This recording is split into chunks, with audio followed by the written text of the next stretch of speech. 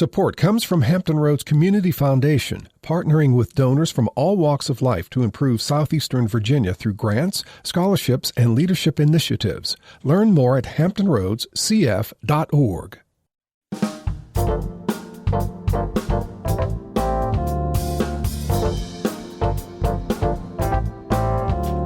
Hello, everyone. I'm Barbara Ham-Lee. The Trump administration calls in the National Guard and Marines to keep the peace as citizens protest the actions of immigration agents in Los Angeles and across the country. Meanwhile, preparations for the estimated $45 million military parade in Washington are well underway. Is it a celebration of the Army's 250th anniversary or a happy birthday to Donald Trump? Some states are pulling back or canceling their Juneteenth events. Are we erasing history? What is happening within our country, and is it what you expected when you voted last November? The Another View Roundtable is here with some thoughts right after this national, regional, and local news from NPR and WHRO News.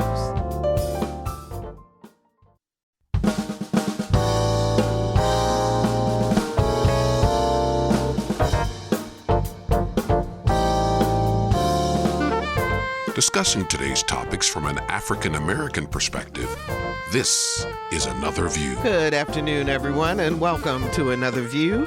I'm Barbara Ham-Lee. Before we get started, I just want to extend a warm invitation to each of you to come join us next Thursday from 11:30 in the morning until about 2 o'clock in the afternoon. We are going to be celebrating Juneteenth in the parking lot here at WHRO Public Media as well as on air. So we will have food trucks. We're having a history professor to bring us some little known facts about Juneteenth. We're having a storyteller.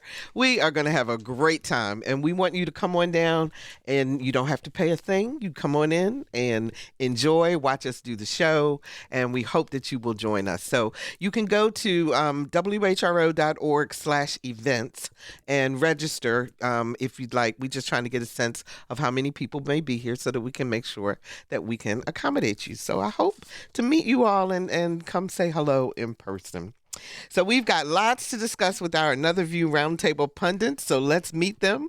She served the community as an educator, legislator, and is now the treasurer for the city of Norfolk. Hey, Daun Hester. Hey, hey everybody. You? It's been a minute. Yes, it has. It's good to see you.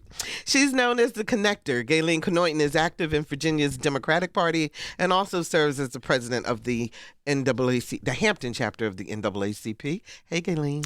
Good. What we afternoon? Yes, Good afternoon. Ready to roll.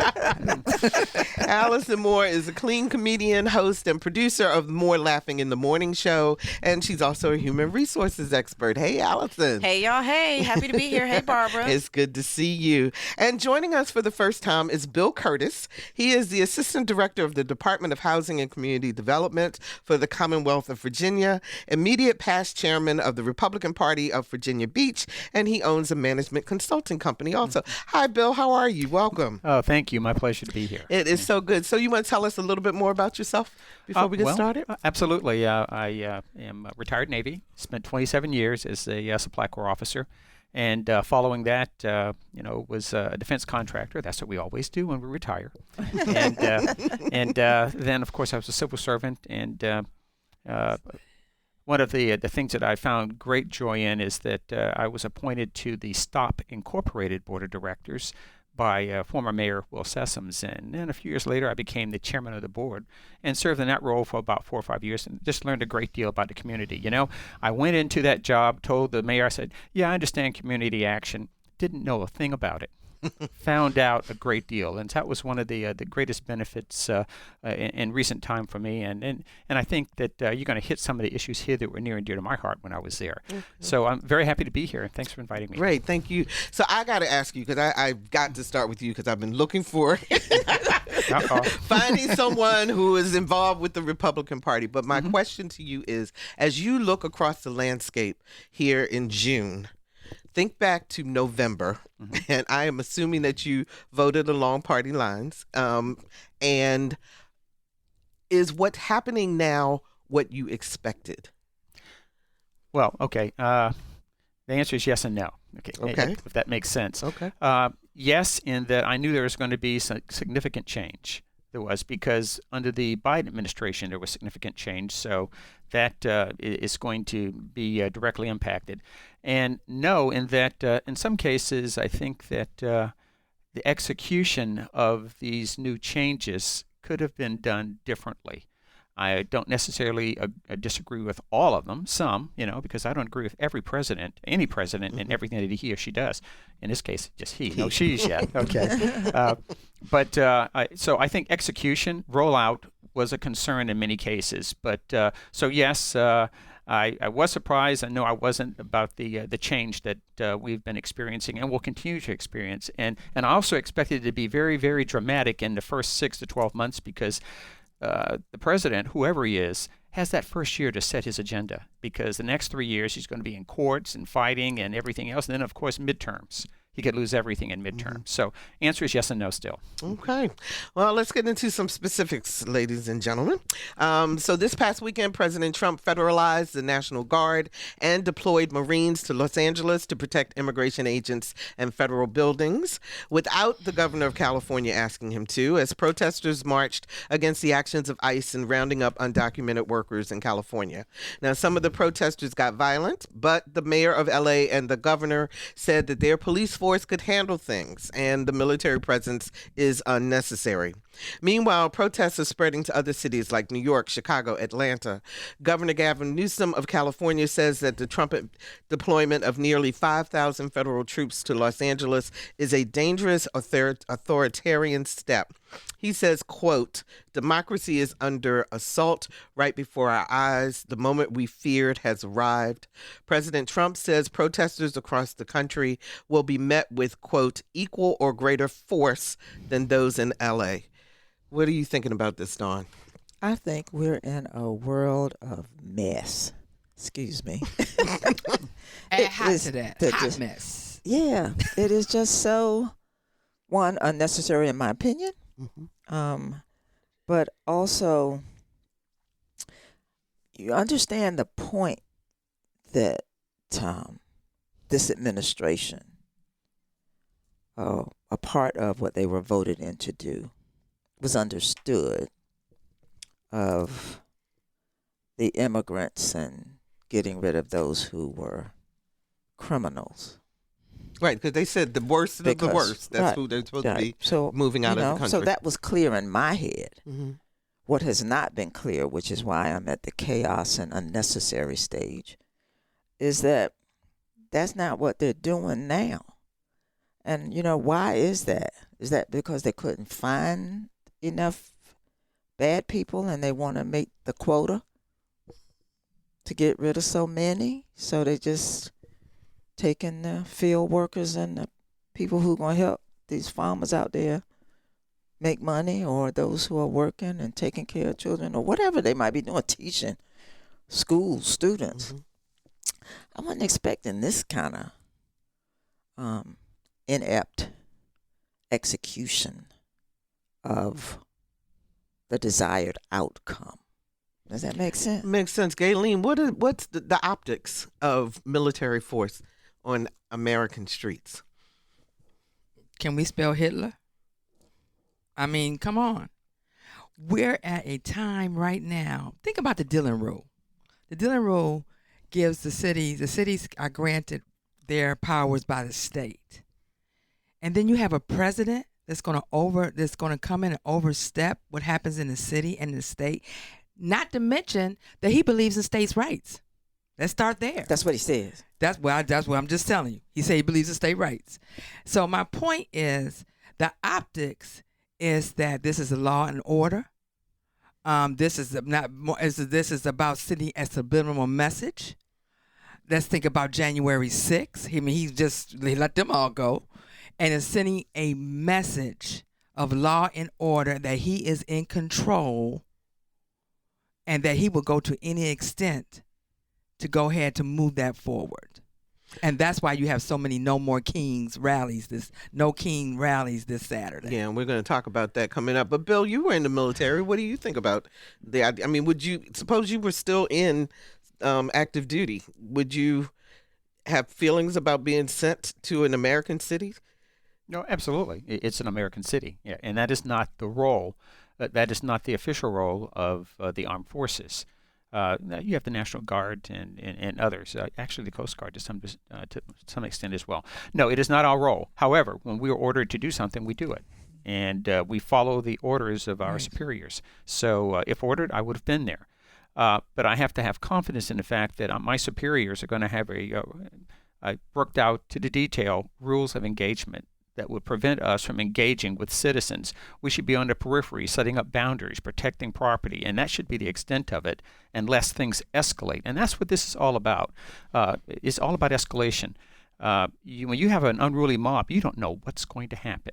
And keep in mind, the people who are out there, you open the door, so I'll just talk just a few minutes if you want. The people who are out there protesting, many of them, I would say a great number of them, were legitimately concerned about the treatment of illegal immigrants, okay? But then you have all the others with their own personal agendas out there who want to do and accomplish other things, and they use that as a vehicle to accomplish the same. They're the ones that lead to escalation. They're the ones that start all of the agitation. And once you have that, there's a bandwagon, and people hop on.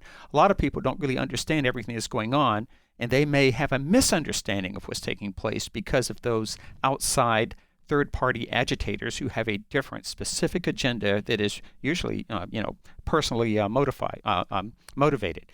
So that is what the president's concern is escalation. He wants to be in front of that escalation. But Allison, according to news reports, the escalation or the protection of escalation outnumbers the number of people who are actually protesting. Yeah, for sure. And it just kind of seems like that there's some provoking there, which should not be happening. You know, they're out there provoking and then saying, well, we need to protect. Well, we wouldn't need to protect it if there was not an element of pushing people to the limit. I mean, I'm really disappointed by it. But where I get stopped at is this idea that I think their headline, this was a curated headline to distract us from the other headline that distracted us from the other headline. Like, I'm still back again. Y'all still pick me up at this big, beautiful bill, which then got a little bit distracted because then Elon Musk got it and it got real messy and the girls was like, ooh, they fighting. And now we're like, wait a minute, there's drama in LA. I'm confused. And I think that that's strategic and that part has been executed flawlessly. And let me just say this real quick. I want to say this real quick. They've had other riots and issues in California before and handled it.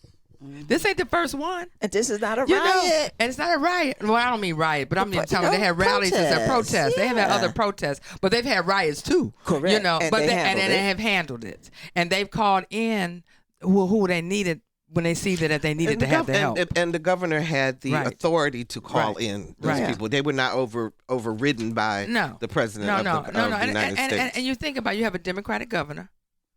You know, you have a Democratic mayor.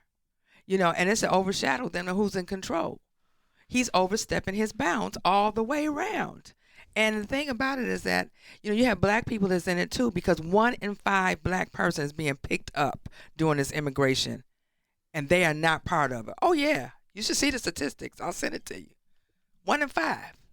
So you're saying 1 in 5 of the people who are being picked up are black. Currently. One is black. Yes, 1 in 5. Well, they're out there supporting people. Mm-hmm. They're out there supporting the people who's, thank you, sorry I was running out of paper. The people who are trying to just live, which is a lot of people of all colors and all races. And so I'm quite pleased that in the diversity of the protesters, because it could be me next. So yeah, I'm out here trying to say this isn't right. That's all I want to say is that this isn't right. Because if the end of, you know, we've said this before, we've heard it on the news. If the people that are being picked up are treacherous, murderers, criminals, rapists, then you take them to the court, you prove it in the court, and then you send them on away. I haven't heard anybody say there's a problem with that. The problem is there is no process. You're indiscriminately picking up people.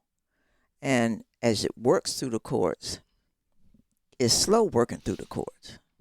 But if you just did it the right way the first time around, if they had done that bill that they had in place when Biden was in office, this would be a totally different story. But, he didn't want that bill to pass. So there are people who, just in terms of just talking to folks around the area and so forth, who are so confused about what is going on that they just go, ugh, whatever. Can we afford to go, ugh, whatever at this point?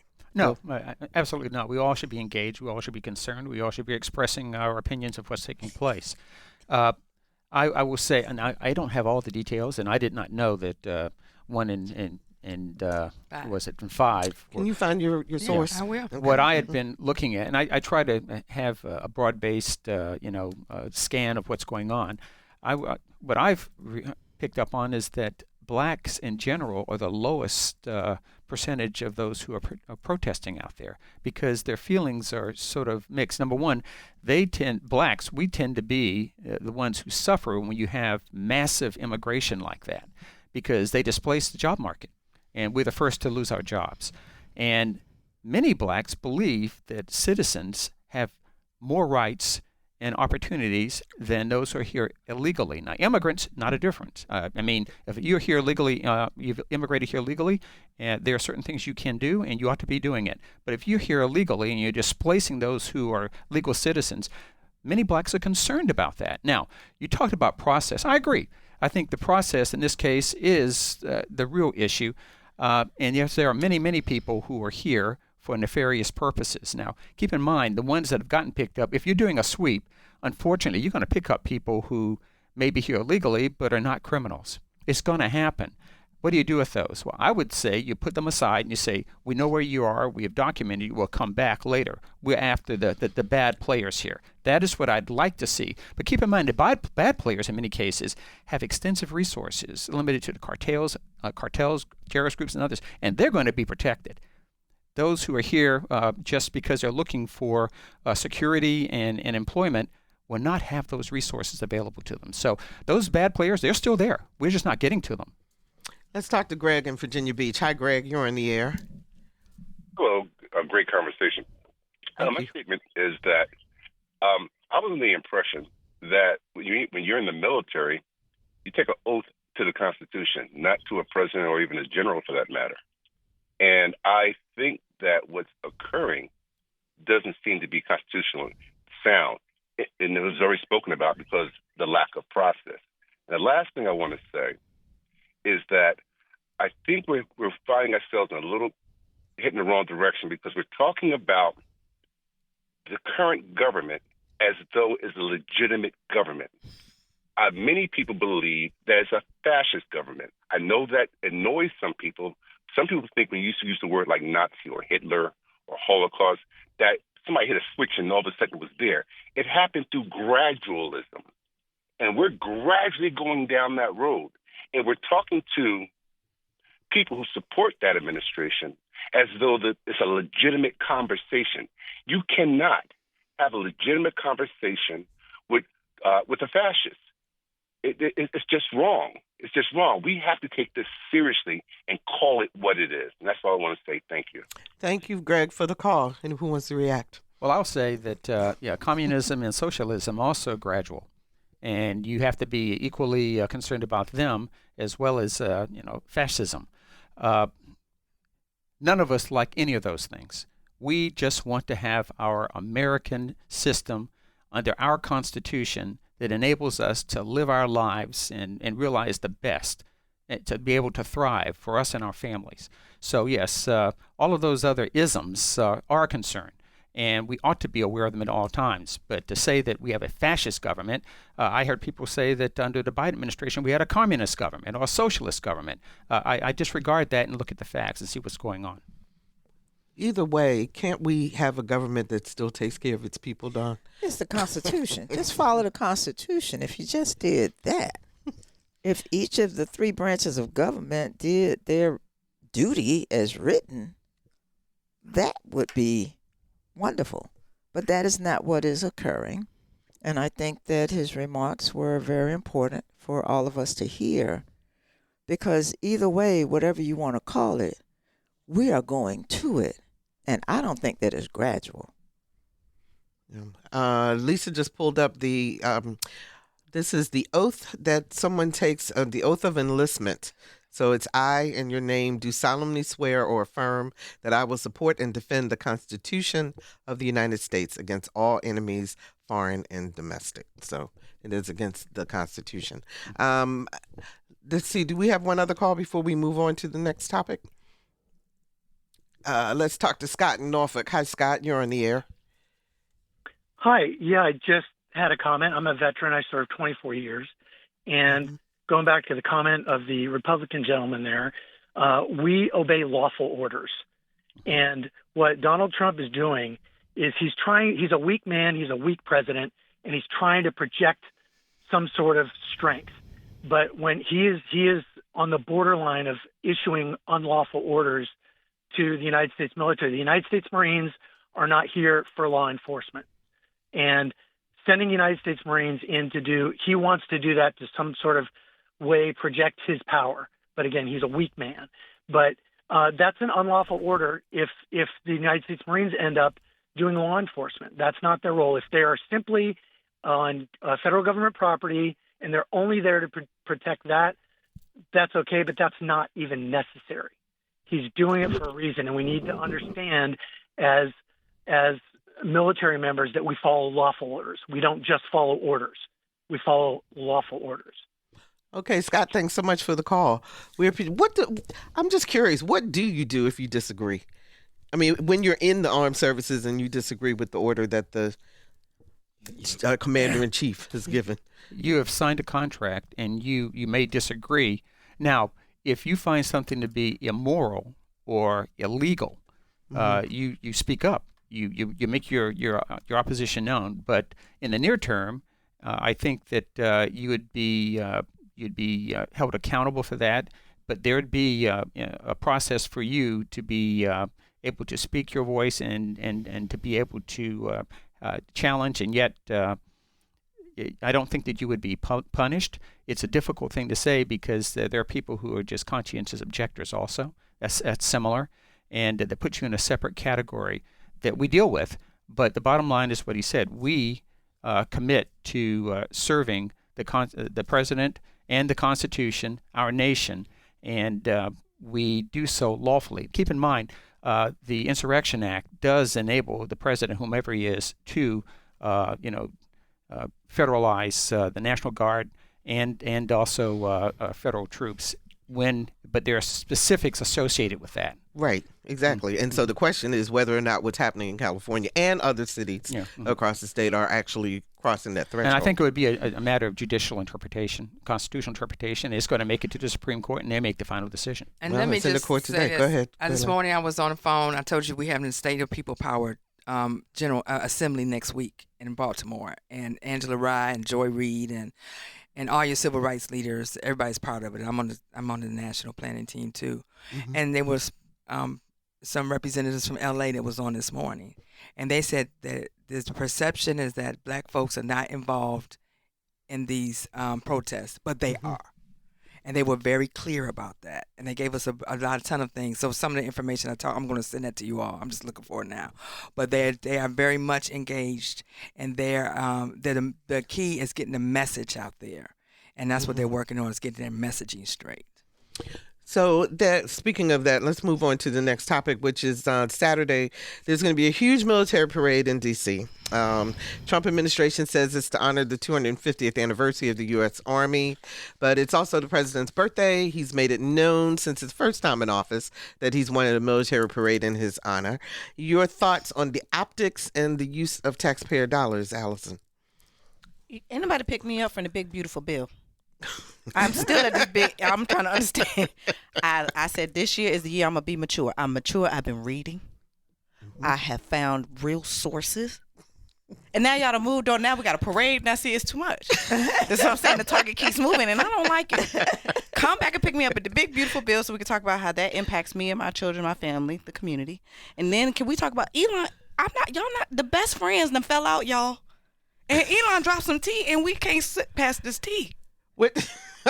Okay, well, let's talk about the parade first. And we got to go to the parade. Yes. And whether, well, the point being, $45 million. If you're talking about the big beautiful bill, if you're talking about Doge and saving money and so forth, then is it appropriate to spend $45 million on a parade? It's given hypocritical. It's one of those, like, I'll be the kids that say, but Mom, how come we could do this, but the last time you said we couldn't do that? So, my work is in healthcare. Right. And I definitely advocated to have Medicaid expanded. And we clearly know that illegals cannot be on Medicaid. Okay, clearly knows that. I've done a lot of work behind it. I know it. I'm in it. And for me, is that you have this big beautiful bill, breach bill. Let's add the word breach in it, and you want to get rid of Medicaid basically and Social Security and all these other things, but you fire all these people, and then you want to take away the health care, and then you want to have a healthy workforce, and there's no jobs out here, and the way to bring them in there, as I said, it's close to me. It's personal for me because of my family members that's in the federal government. And to sit there, and I think that Senator Warnock said it best. He was like, it boils down to not having a healthy workforce. You firing all these people. And then you look at the other sources that's in this breach bill that's going to hurt people in the long run. And then the moving target is illegals.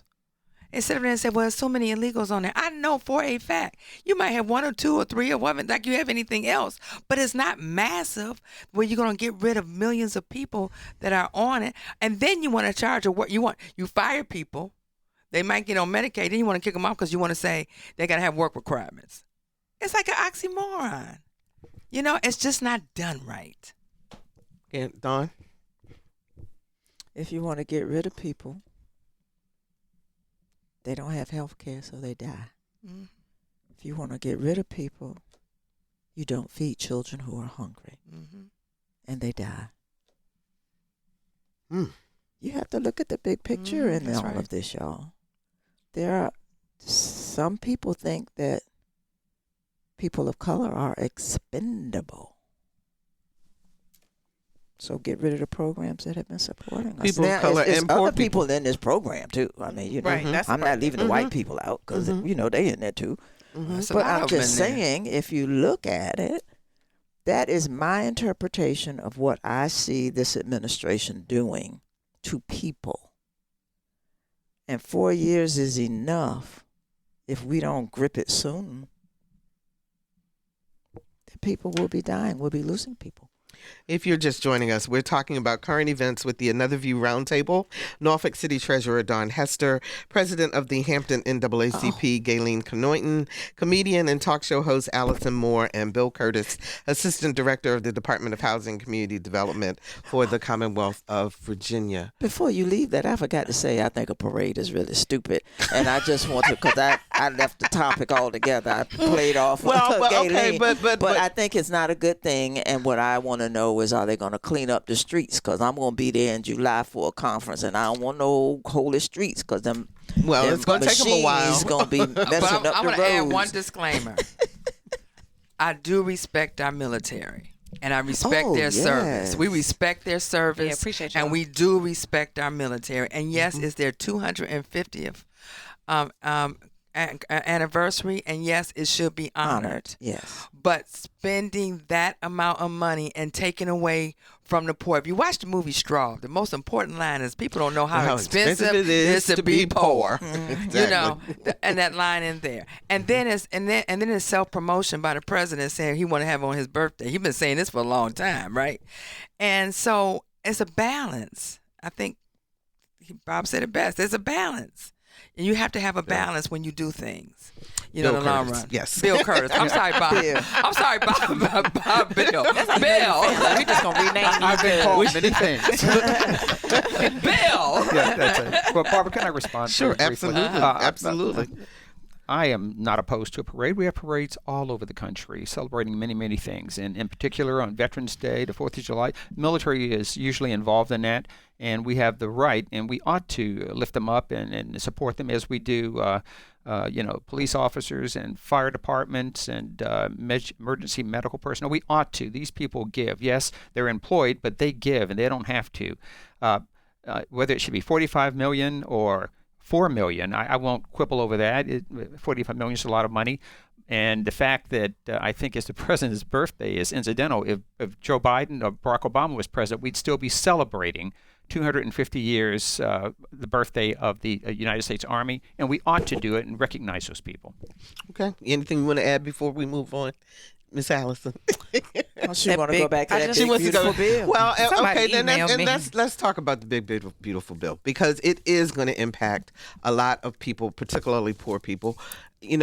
Dawn, you saying this is basically a concentrated effort to remove some folks. That's how I see it. That's how you see it. This is my interpretation. Okay. Do you see it the same way, Bill? No, I see it as just an opportunity for the nation to take some concrete steps to address the national debt. That's what I see it as, okay? Now, there's a lot of disagreement back and forth on just how much it does to address that. And it could do more, but the more you do, the more damage you may have and unintended consequences.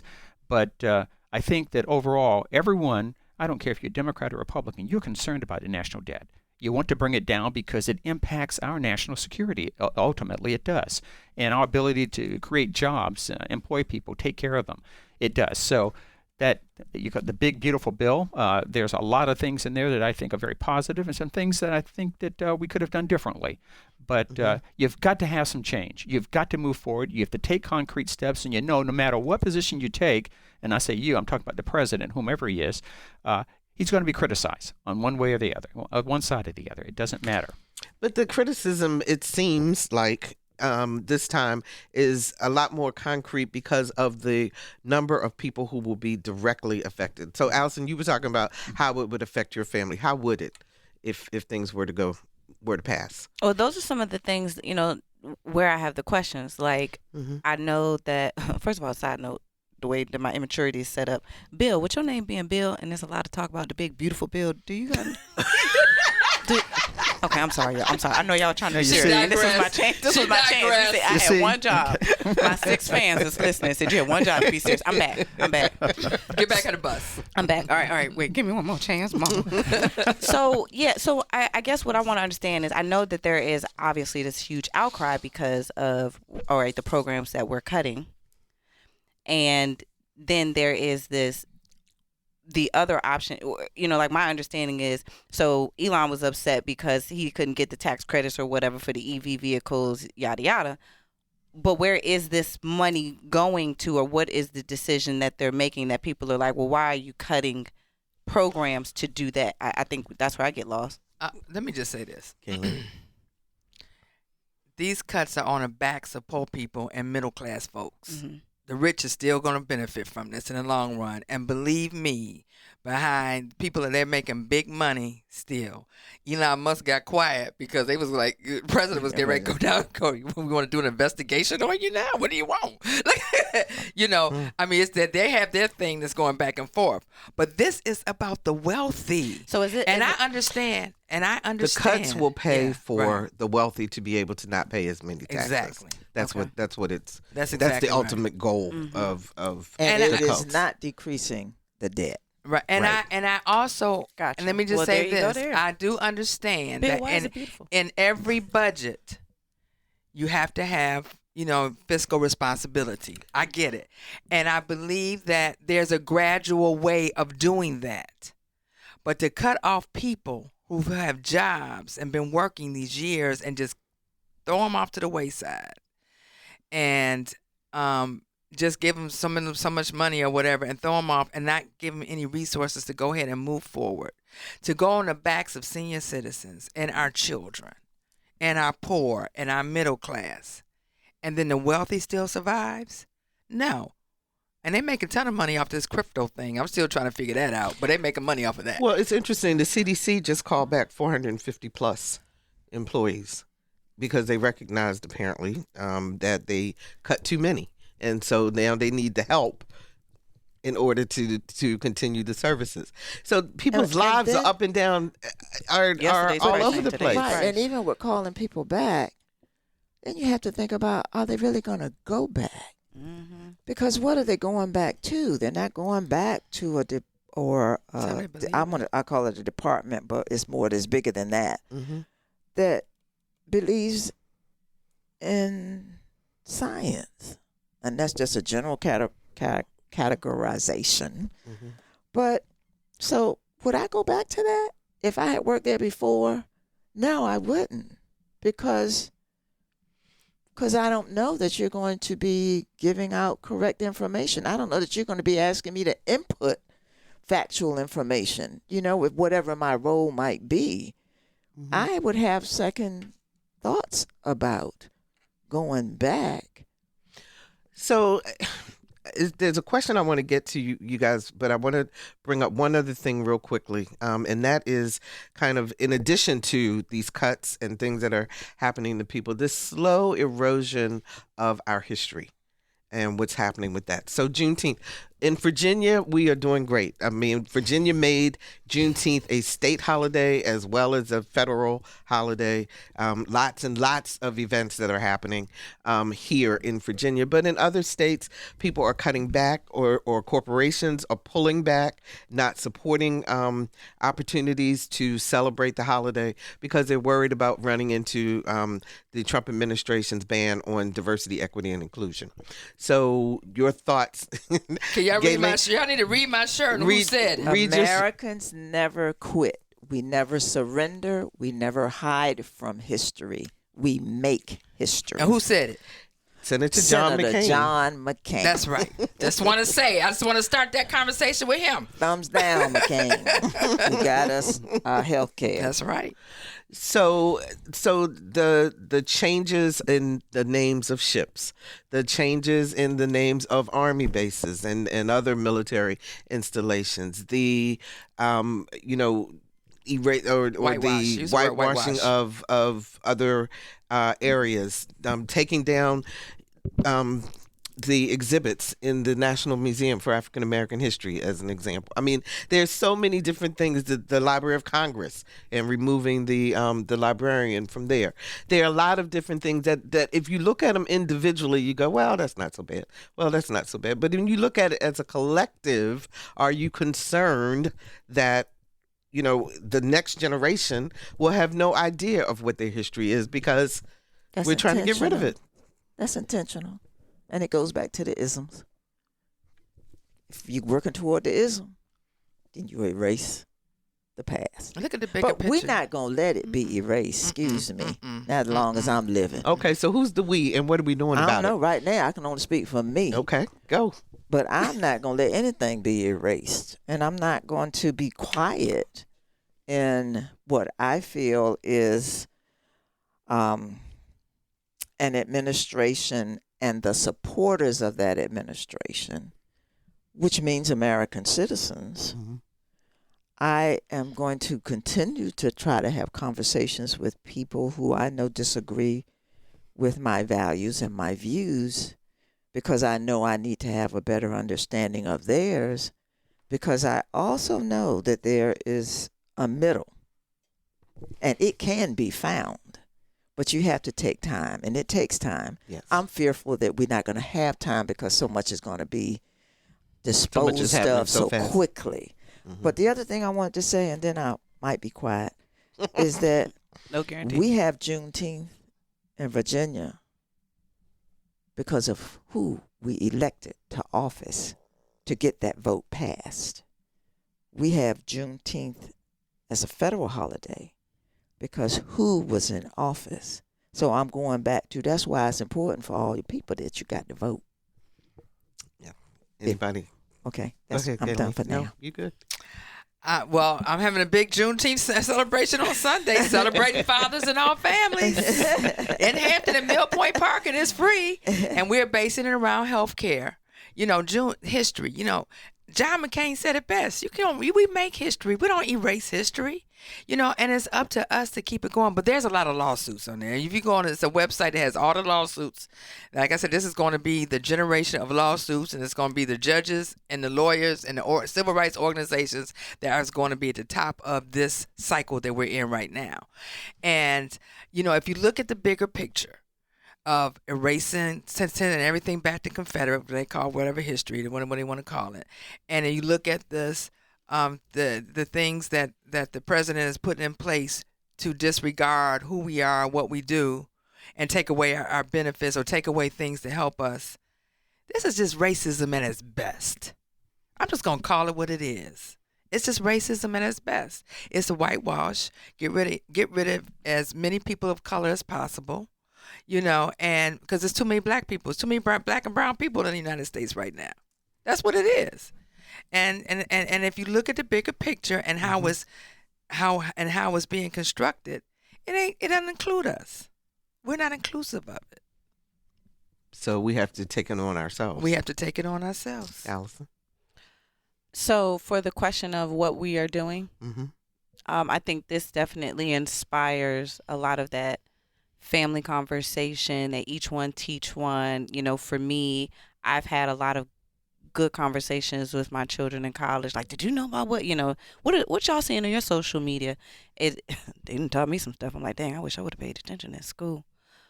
But this is a good time. I think, like what Dawn says, using platforms, like this one, and sharing and encouraging our audiences to listen has been really valuable, to get people to become passionate about something. Like, to some degree, I think a lot of us, we didn't know what was going on anyway. So it's like, oh, shoot, that happened? Like, wait, don't take it away yet. I just found out. I know this is 70 years old, but dang, that was good. That was good that the ancestors did.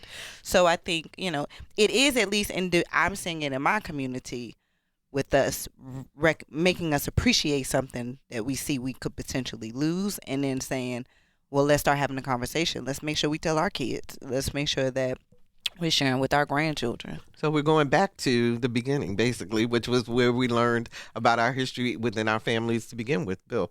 Well, of course, I disagree with some of what I've just Why said. you disagree with That's why we got you on the show. That's not the only reason. No, that's the only reason. No, I'm teasing, but Okay, yeah. I don't see where there is a systemic approach to stripping Black history from the nation. I don't see that at all. As a Black American, I am very proud of what Blacks have done to contribute to the success of this nation.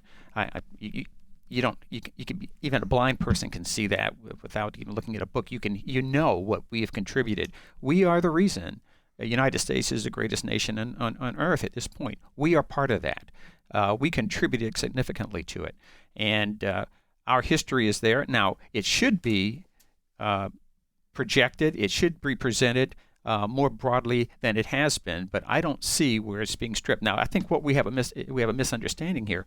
We are sort of conflating, DEI with Black history. Because you are anti-DEI, you're anti-Black history. That is not the case. Well, let me ask you a question then. So when the Harvey Milk, the name of the ship, during Pride Month, the Trump administration said they were going to change the name of that ship.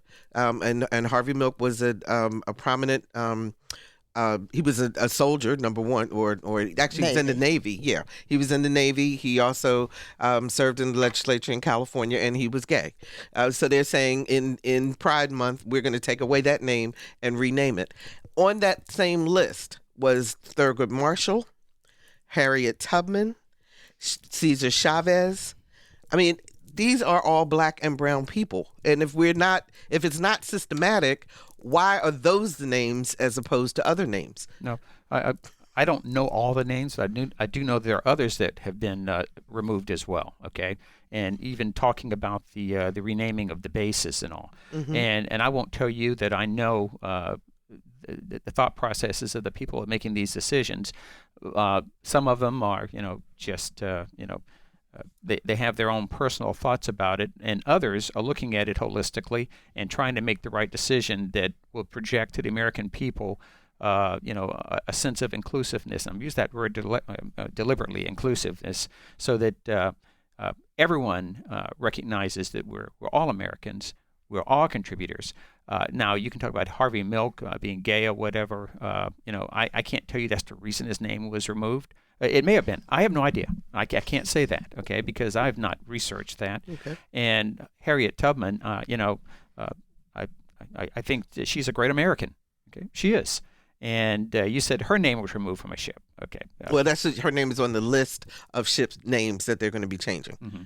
Mm-hmm. Is my understanding from the research that we've done. Well, I have every hope that that final list is going to be reflective of the great cross-sectional history of this nation. It's going to include Hispanics and blacks and whites and Asians and members of the gay community as well. So the question then becomes why is it even necessary to make those changes? That's the question. It's like, why are they looking at and I know you don't know the answer to this, I'm being rhetorical in the sense of, we're spending time on things that while they may not be top of mind and the most important, but then when you put it all together with everything else, it becomes important. It's called the campaign to confuse the people with ADHD. I'm trying to tell you. But let me just... It's giving a new something because it's easier to say, not my Harriet Tubman, than the people who may not understand how that bill impacts us. So it's like we distract them over there, get them in their feelings. Okay. While we got these numbers over here that's going to have their grandmama and them out back for those people in the sandwich generation. Like, I think it's very strategically to distract us. It's... Look over there. But if we have a administration that's supposed to be fiscally responsible, how much money is going to cost to change all of that? Yeah, it's millions. It's in the millions. Okay.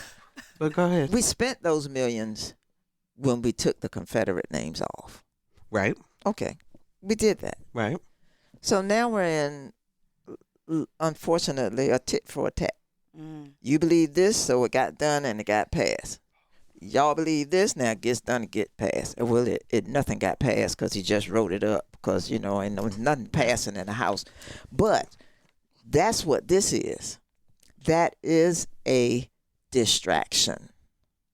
Mm-hmm. The bottom line is the big, beautiful bill. No, they don't want people to be paying attention to what's happening with that. Where the data is coming out that shows that you're going to have 16 million people who are going to have will be making less than $2,000 in their annual income. And the people at the top of the bill will be making $12,000 more in their annual income at whatever the number is that the Office of Budget, just presented this information. So that's what they don't want us to pay attention to the bill.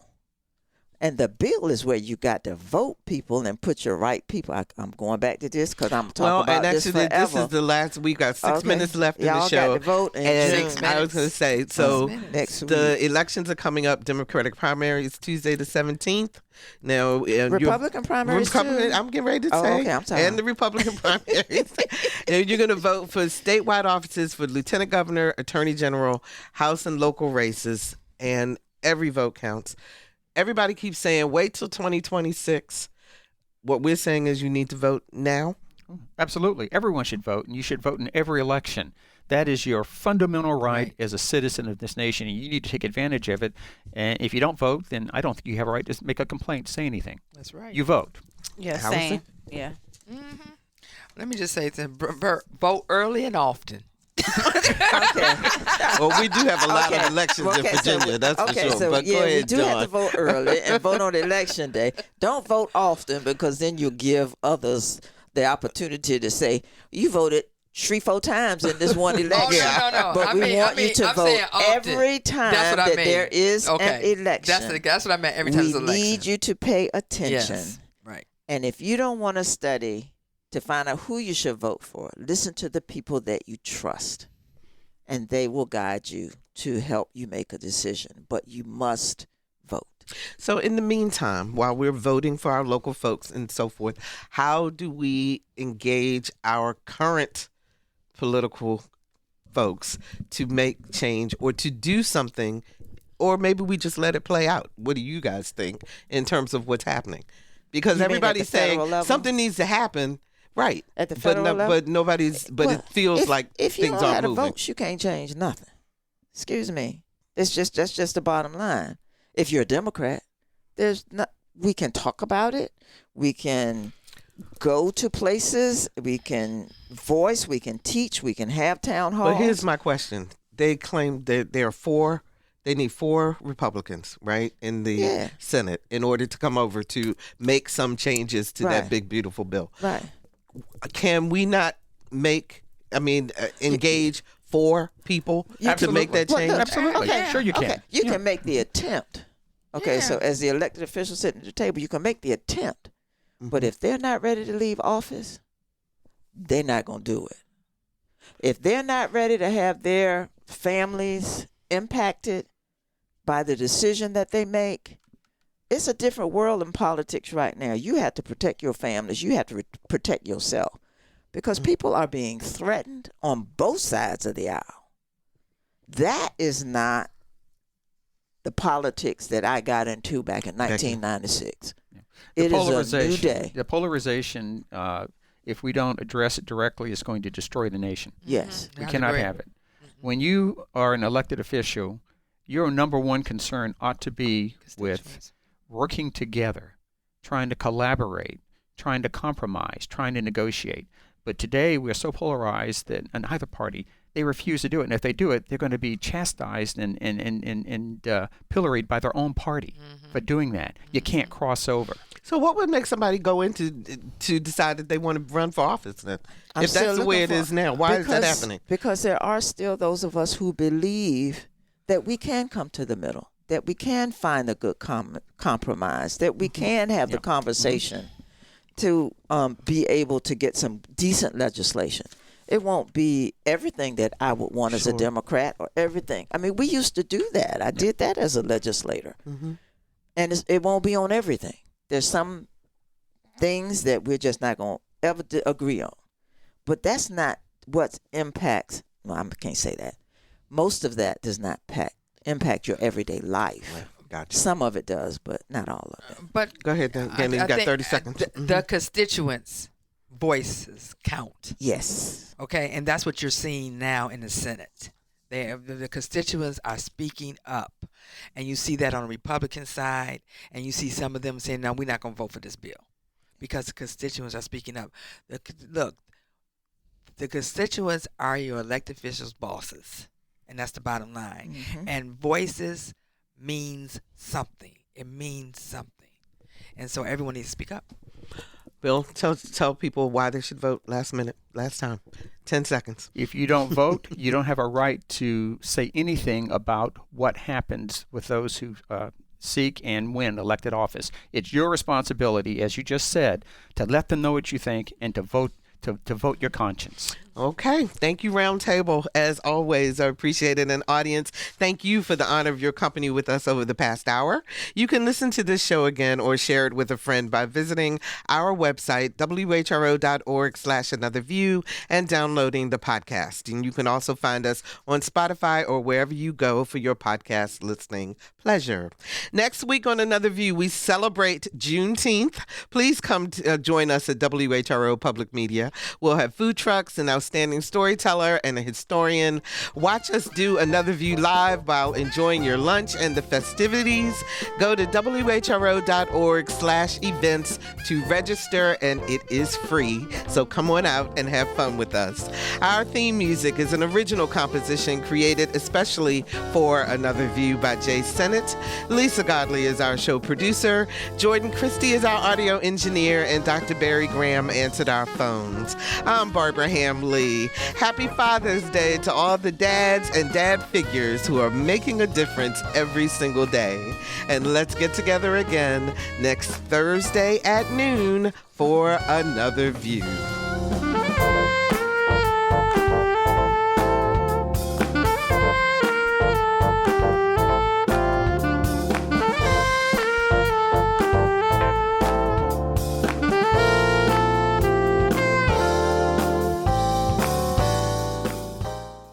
Support comes from Hampton Roads Community Foundation, carrying out your charitable wishes forever, whether it's helping shelter animals, feeding the homeless, enhancing the arts, or supporting students. Learn more at leaveabequest.org.